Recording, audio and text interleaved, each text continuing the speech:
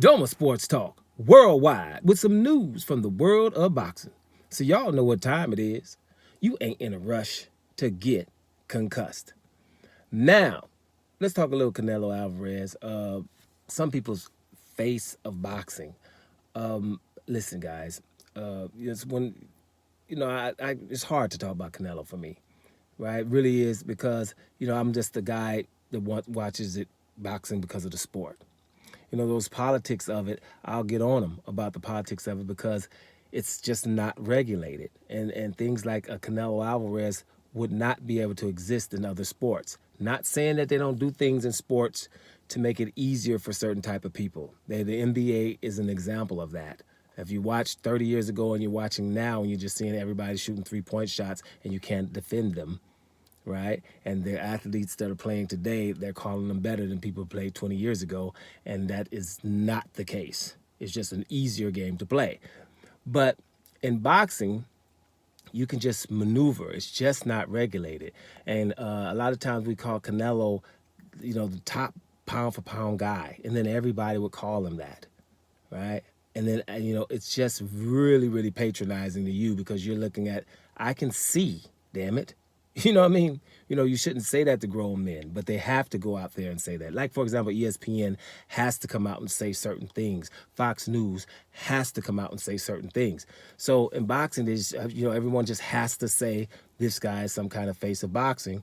And I don't know what his most significant win is, right? Now, Canelo Alvarez, for example, has turned down $500 million to not just fight people that he should fight, that he's basically should be mandated to fight. That would be great fights. That would be legendary fights, historic fights against people who are bringing that kind of money to the table. I'm only talking about 4 or 5 opponents that would have given him $500 million, but he turns those down and try to fight guys that are just, guys that I can tell you, because I'm pessimistic, I've watched him, I could tell you he's going to fight John Ryder. I've told you that 2 months ago now, it says, Edgar Berlanga, that sounds like somebody Canelo might fight because he's not going to try to fight anybody. He's not going to fight Bivol. So listen, he's not going to fight Bivol next in September, right? Because Bivol, I told you, didn't I, guys? Didn't I tell you that he's going to want to ask Bivol to fight him at 175 pounds because at 175 pounds, he still has the excuse that it's not his weight. Bivol is going to be the kind of person that I told you, I said, for some reason, I can read Bivol. He's that kind of guy who's not going to take that from Canelo. He's going to want to fight him at 168 pounds because there you have no excuses. Plus, I can take your belts and fight you at 168 pounds and no excuses. Canelo doesn't want to do that because he loses his belts. If he loses his belts, he will never get them back at 168 pounds because he would have to go through the David Morrells and the David Benavidez's of the world. That brings me to the David Benavidez. He's turned down the $50 million fight with David Benavidez right now, who is his mandatory.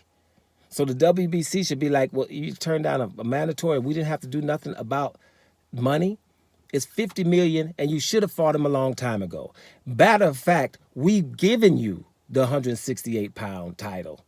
You didn't even have to never fight for it. So the WBC should be like, okay, we gave you the title. Now we're forcing you to at least fight for it once because Benavidez never lost it. He lost it on the scales. He didn't lose it to nobody. He's still undefeated, and he's still the lineal champ, right? He should have fought, WBC should be forcing Canelo to fight Benavidez or he's stripped, especially after hearing that he's not going to even take $50 million to do it. So there goes the Bivol fight in September, which would have been a barn burner. There goes the Benavidez fight. That would have been a barn burner. Now, he turned down $50 million to fight Jermall Charlo. Just about a year ago, right? To go fight Bivol. Thought he was easier. Got duped. But isn't that where we at now? So Benavidez, he didn't fight Benavidez twice for $50 million because they offered Benavidez also for $50 million, right? Again, last year. So now that's twice he didn't fight him for $50 million. So that's $100 million.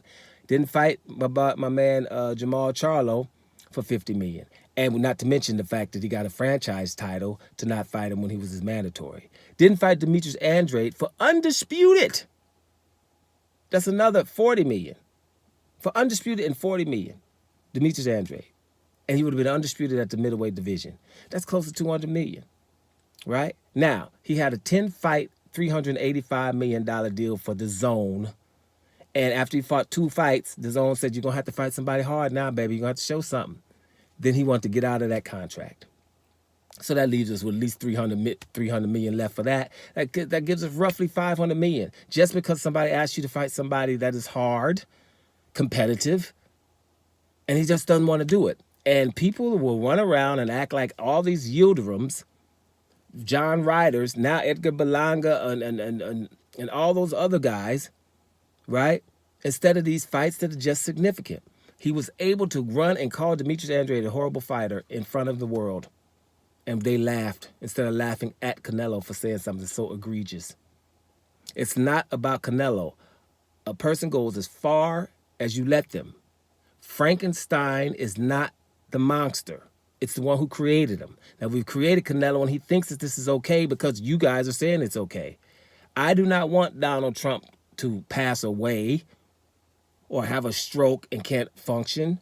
I want to see him in handcuffs while he's doing fine, so that I can see that justice does work, right? We're sitting here running around, we watching Canelo do these things, and it's obvious for years to call that kind of guy who wants to do those kind of things the very best fighter. And you got these fighters that are doing the total opposite right around them that we won't say anything about.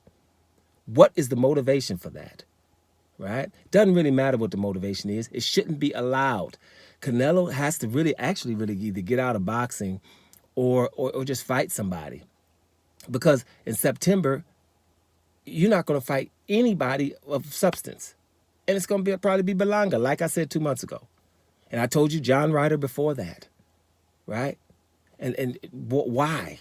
Why would it be John Ryder? And I told the people before, yeah, John Ryder beat Zach Parker. Zach Parker's hand was broke. We never checked that, but his hand was broke, and we took John Ryder because John Ryder was being groomed to fight Canelo. That's why they gave John Ryder that fight over Daniel Jacobs. I told you way back then when they gave the fight, the Daniel Jacobs fight, right, to John Ryder, which was a robbery, if we're calling everything robberies, right? No one outraged about that, right?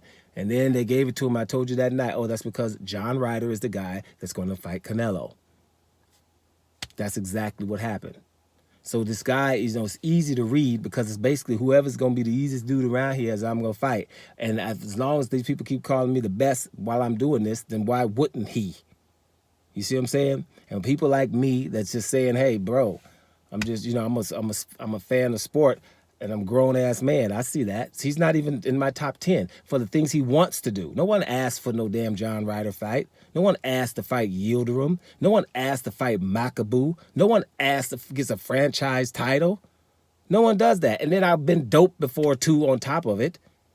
Gennady Golovkin telling you he got sees all kind of stuff on his stomach, and doctors telling him, hey, man, the dude is dope. Gennady Golovkin just said, basically, I'm going to fight him anyway. Right? All those things. And we was going to still call him the face of boxing just because we don't want to call a couple of brothers the face of boxing or pound for pound. Not only face of boxing, whatever, but the best fighter, pound for pound. We think he's better than all the guys. And he's a guy that ain't going to fight not nobody hard in none of the divisions he's been in, right? The number one pound for pound wasn't the best fighter at 154 when he was there because you had Demetrius Andrade and then 2 Charlos. He wasn't the best at 160 because, shoot, he had Gennady Golovkin, Demetrius Andrade, and Jermall Charlo. He ain't the best at 168 because he won't fight David Benavidez or David Morrell, and he fought those other guys real quick, and the WBC gave him the WBC title, right? And he ain't the best at 175 because he got beat by Bivol, right? And he ain't going to fight Benavidez anyway, right? So he's not the best there. So if the best fighter in the world or a top 5 pound for pound should be the best in one division, shouldn't he? So we're just going to leave it at that, man. It's just a damn shame that the man turned down $500 million just to not fight people.